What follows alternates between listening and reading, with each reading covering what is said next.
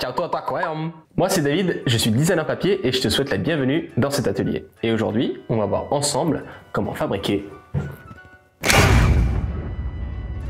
le casque d'Iron Man en papier. Iron Man et moi, c'est une grande histoire d'amour qui doit remonter à plusieurs années maintenant. Donc tout a commencé en 2012 à peu près, où j'ai vu une photo passer sur internet d'un mec qui avait fabriqué tout un costume, toute une armure d'Iron Man en mousse. Et je me souviens d'avoir été super étonné en fait de la qualité de son costume et de voir qu'il avait fabriqué tout ça à partir de matériaux aussi accessibles. Et je me suis dit que si lui pouvait le faire, je pouvais très bien le faire aussi. Et c'est comme ça que je me suis lancé dans cette aventure où pendant à peu près un mois, tous les soirs, je me suis mis à découper mes patrons dans de la mousse et à les coller avec de la colle chaude, histoire d'assembler mon armure Iron Man. Et je me souviens surtout de ce sentiment de satisfaction et le plaisir que tu peux ressentir quand tu pars de ton idée et que tu vois ton projet naître sous tes yeux petit à petit. Tout ça pour dire qu'en 2013, donc un an après, la page Facebook du Grand Rex, qui est un des plus grands cinémas de Paris, a annoncé qu'ils allaient recevoir toute l'équipe et tout le casting d'Iron Man 3 à l'occasion de l'avant-première du film justement qui allait sortir à l'époque. Et ça me laissait à peu près une semaine pour pouvoir me mettre dans un nouveau projet et me lancer dans la réalisation d'un nouveau casque. Et je me suis dit, après un casque en mousse, pourquoi pas le faire en métal cette fois-ci. Le jour fatidique, je me suis pointé devant le cinéma et il devait faire quelque chose comme 28 ou 30 degrés, une chaleur étouffante. Et j'ai fait la queue pendant peut-être 10 heures, histoire de pouvoir espérer choper une signature d'Iron Man lui-même.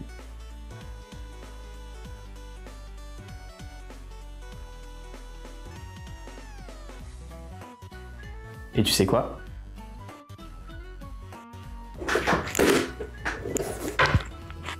J'ai réussi mon pote. Bon, on va revenir au sujet principal de la vidéo et voir ensemble toutes les étapes nécessaires à la réalisation de ton casque ou d'un kit PDF de manière générale, depuis le téléchargement sur notre site dtworkshop.com jusqu'à l'assemblage final. On va commencer tranquillement en se rendant sur notre site dtworkshop.com. Tu pourras d'ailleurs y retrouver certains de mes travaux, mais là, on va faire un tour du côté de la boutique. Et le kit qui nous intéresse pour l'atelier d'aujourd'hui, c'est celui du casque d'Iron Man.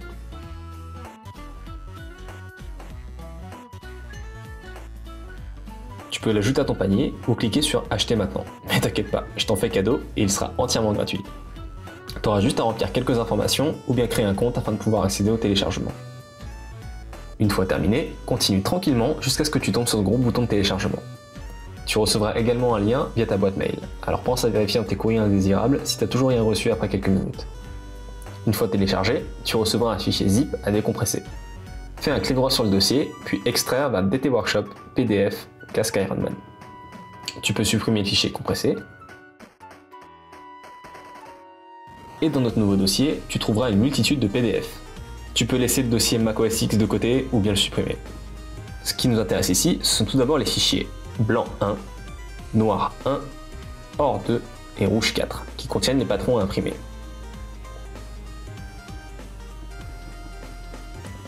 Le nom du fichier nous indique la couleur du papier sur lequel il faudra imprimer le PDF. Le numéro nous indique le nombre de feuilles dont on aura besoin. Ici, on imprimera le PDF sur du papier rouge et on aura besoin de 4 feuilles. Si jamais tu souhaites changer de couleur, tu peux bien entendu imprimer tes PDF sur un papier de ton choix. Dans le fichier casque Iron Man instructions, tu retrouveras la notice détaillée qui t'expliquera pas à pas comment assembler ton casque. Maintenant que tu as tous tes fichiers, on est prêt à démarrer. Mais avant ça, on va faire 2-3 courses.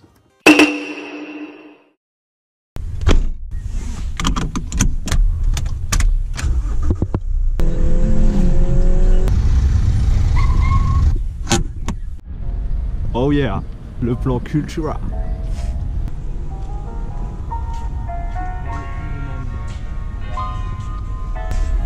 On cherche un rouge.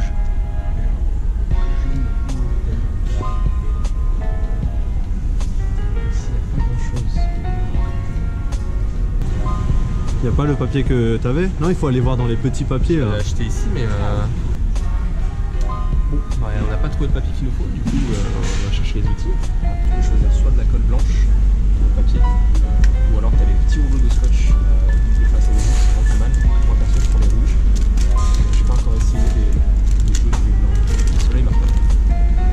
tu auras besoin d'une bonne paire de ciseaux ou éventuellement d'un scalpel. Je te recommande vivement de prendre un tapis de découpe également, sauf si tu ne tiens pas spécialement à ton bureau.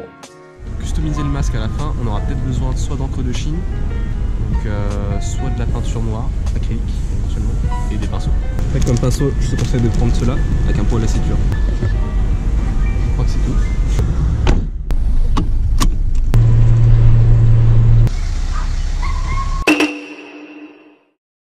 Le choix de ton papier va être super important parce que c'est ça qui va influencer directement l'aspect final de ta sculpture. Donc, comme tu as pu le voir à Cultura, on n'a pas trouvé les papiers qu'il nous fallait. Donc, j'ai dû faire avec... Allez, dehors. Oust, tu sors.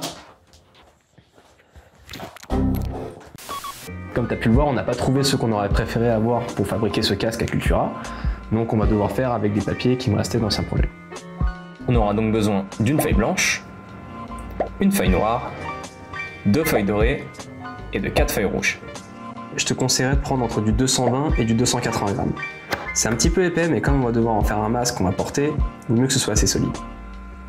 En ce qui concerne le fichier noir1.pdf, tu as plusieurs options qui s'offrent à toi. Moi j'ai trouvé un papier qui est noir devant et blanc derrière, ce qui fait que j'aurai pas de problème de lisibilité au moment de l'impression. Si jamais tu as un papier qui est entièrement noir par contre, je te garantis pas que après impression, l'encre soit correctement visible. Tu peux toujours du coup imprimer ça sur une feuille qui est entièrement blanche et le colorier ensuite avec un stylo noir. Avant de lancer ton impression, veille à bien retourner le papier si celui-ci est bicolore. On cherche à imprimer les patrons sur le verso de la feuille, de sorte à ce qu'ils ne soient pas visibles après le montage.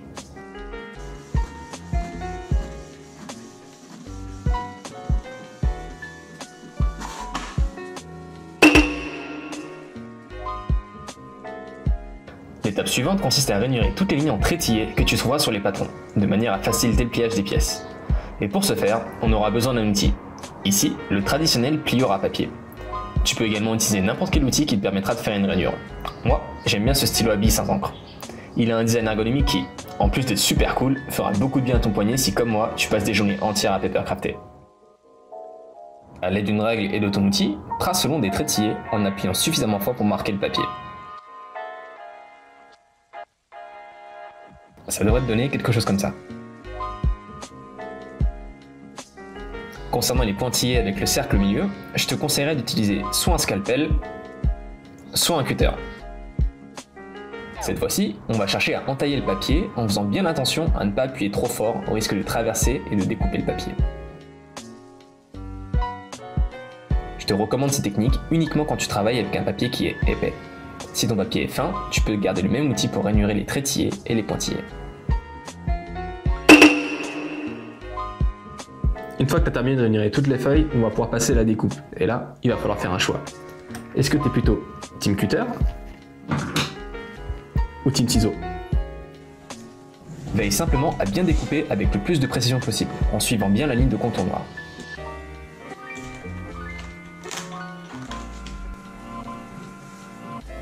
Et maintenant que tu as terminé,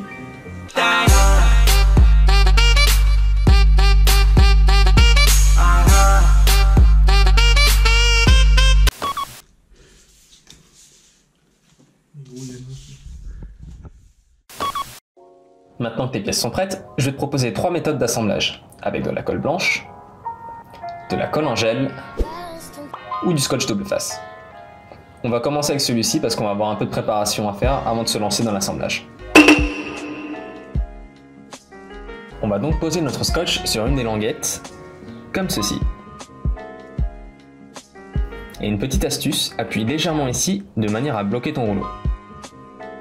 A l'aide de ton cutter, coupe le scotch au plus près possible de la languette.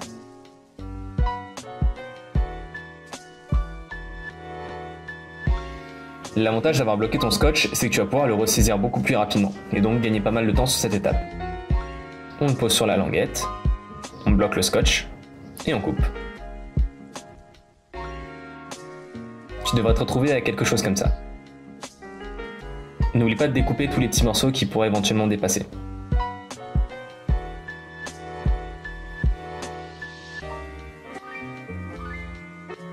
Je te laisse voir un peu ce que ça donne en temps réel. Et après quelques minutes, tu vas rapidement prendre le coup de main. En soi, c'est toujours ta pièce qui va tourner autour de ton rouleau et pas l'inverse. Et crois-moi, à la fin, ça fait gagner pas mal de temps.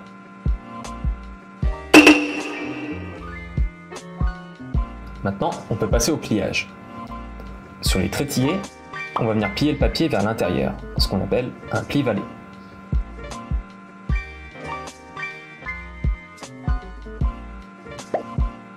Sur les pointillés, on va plier dans l'autre sens, vers l'extérieur, qu'on appelle un pli montagne.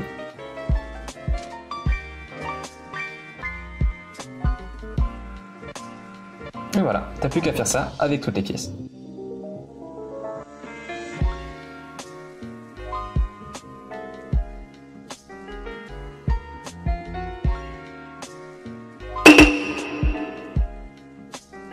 Les gros numéros sur tes pièces t'indiquent l'ordre d'assemblage. Ici, on a la 1 et là, la 2. Les petits numéros, quant à eux, te permettent de savoir où se colle chaque languette. Pour ça, il suffit de retrouver deux numéros identiques. Dans cet exemple, le 3 se colle sur le 3. Ici, je vais te montrer comment on utilise la colle blanche. Applique une fine couche sur toute la languette. Et utilise un cure-dent afin de bien l'étaler jusqu'au recoin.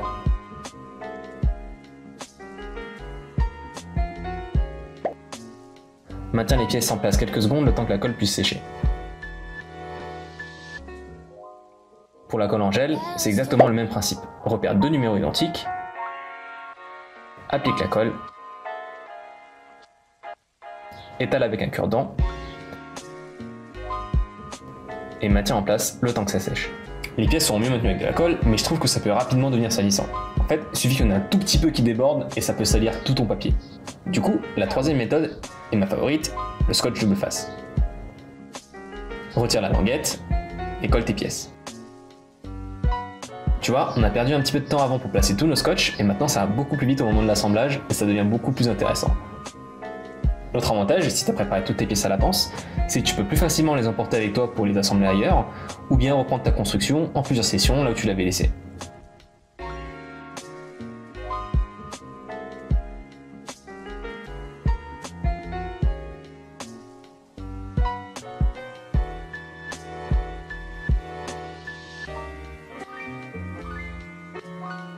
Pour les yeux, tu vas avoir plusieurs options.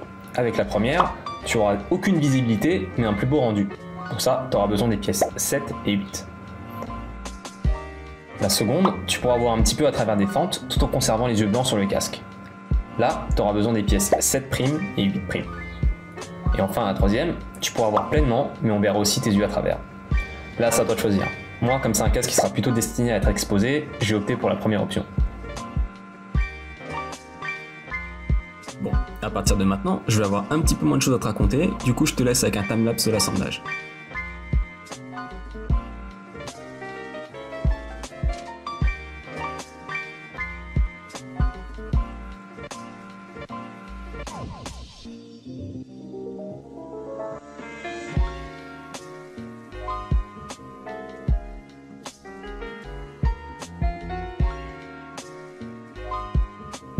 Ah, ça commence à prendre forme.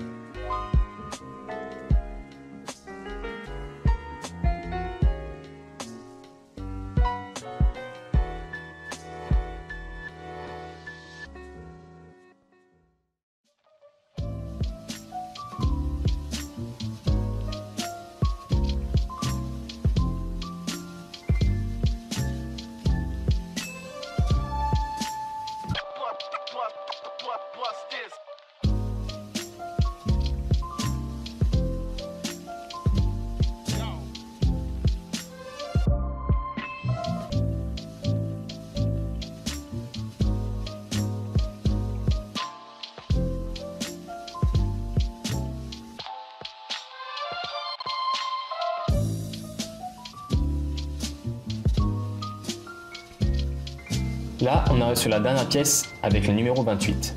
Si le trou est trop petit pour que tu puisses enfiler le casque, tu peux ne pas coller les languettes X et Y, ça te laissera un petit peu de jeu.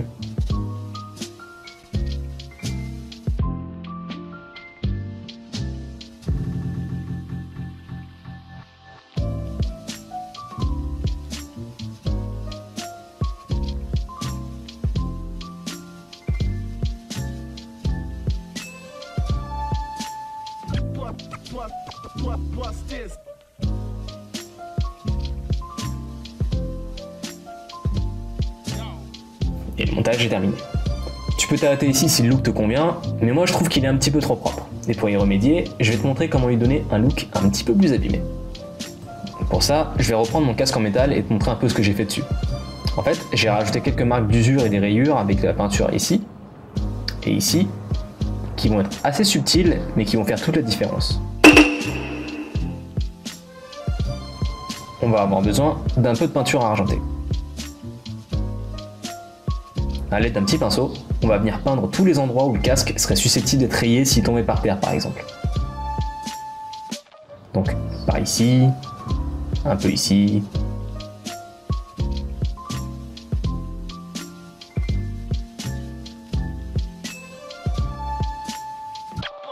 Voilà, là j'ai fait le tour et je pense qu'on n'est pas trop mal.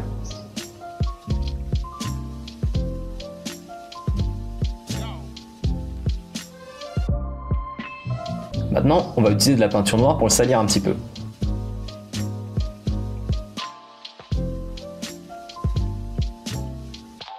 Une petite coupelle d'eau. Et un pinceau à poil dur.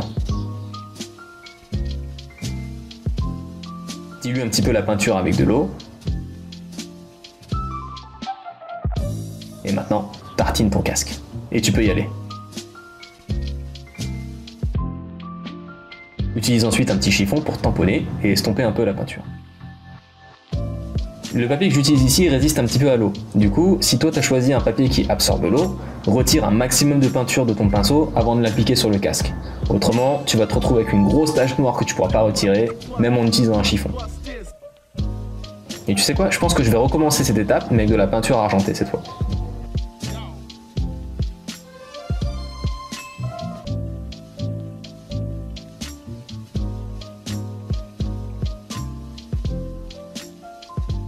Et cette fois-ci, on a terminé.